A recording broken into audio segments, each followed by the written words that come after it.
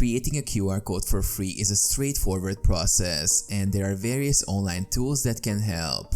Here's a concise guide. Choose a QR code generator. Search for a reliable and free QR code generator online, such as qrcodegenerator.com, qrstuff.com, or qrstuff.org. Select QR code type.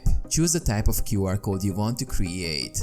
Common options include website links, text, contact information, or Wi-Fi network details. Input content. Enter the content you want the QR code to link to. For a website link, insert the URL. For text, type the information. For contact details, fill in the required fields. Customize. Some generators allow you to customize the QR code's appearance. You can choose colors, add a logo or image to the center, or adjust error correction levels. Keep in mind that too much customization can affect scannability. Generate QR code. Click the Generate or Create QR code button.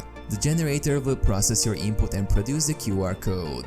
Download. Once generated, download the QR code image to your computer or device. It's typically available in common image formats like PNG or JPEG. Test the QR code. Use a QR code scanner app on your smartphone or tablet to scan the code. Ensure it correctly directs to the intended content. Use and share. You can now use the QR code for various purposes like linking to a website, printing on business cards or promotional materials, or embedding in documents.